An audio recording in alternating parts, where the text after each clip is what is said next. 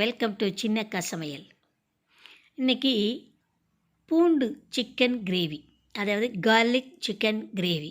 அதுக்கு தேவையான பார்த்திங்கனாக்கா, முதல்ல நம்ம சிக்கனை தாளித்து நம்ம விட்டுடணுங்க. வெங்காயம், கீர்னாப்பில் பச்சை மிளகாய், கொஞ்சம் கருவேப்பிலை, மஞ்சத்தூள், தக்காளி வதங்கினதுக்கப்புறமா இஞ்சி பூண்டு பேஸ்ட்டு இதையும் போட்டு நல்லா வதங்கினதுக்கப்புறமா பார்த்திங்கனாக்கா கொஞ்சமாக சால்ட்டு இதையெல்லாம் போட்டு வதக்கிட்டதுமே நம்ம க்ளீன் பண்ணி எடுத்து வச்சுருக்கிற சிக்கன் பீஸுகளை எடுத்து அப்படியே இதில் போடுறோம்.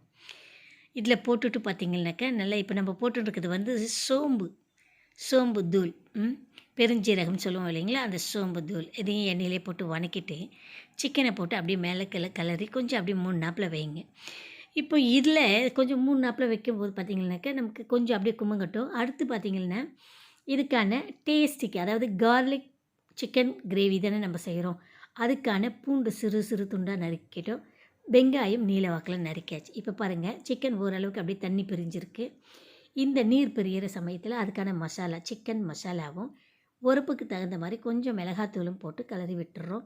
இதுலேயே நம்ம சிக்கன் கறி வேகிறதுக்கு தகுந்த மாதிரி உப்பையும் போட்டு நம்ம கிரேவிக்கு தேவையான அளவுக்கு தண்ணியை இப்போ ஊற்றிட்டு கொஞ்சமாக நறுக்கின கொத்தமல்லி, புதினா இதை அப்படியே தூவிட்டு குக்கரில் மூடிட்டு ஒரு 2 விசில் வர வரைக்கும் வெயிட் பண்ணுவோம்.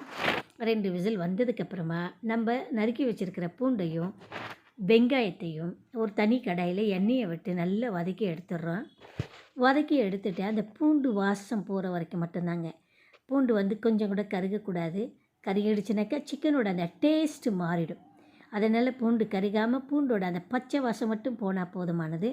அப்படியே எடுத்து நம்ம கிரேவியில் கொட்டும்போது பார்த்திங்கனாக்கா, அதாவது சிக்கன் கிரேவி 2 விசில் வந்துடுது இல்லையா, அப்போ எடுத்து இந்த வதக்கி வச்சுருக்குறோம் இல்லையா வெங்காயமும் பூண்டும், அதை அப்படியே எடுத்து மேலாப்பில் தூவிட்டு கொத்தமல்லியும் புதினாவையும் மறுபடியும் ஒரு முறை தூவி விட்டுட்டு சாப்பிட்டு பாருங்கள். செம்ம டேஸ்ட்டாக இருக்கும். கார்லிக் சிக்கன் கிரேவி செம்ம மாசான டேஸ்ட்டாக இருக்குது.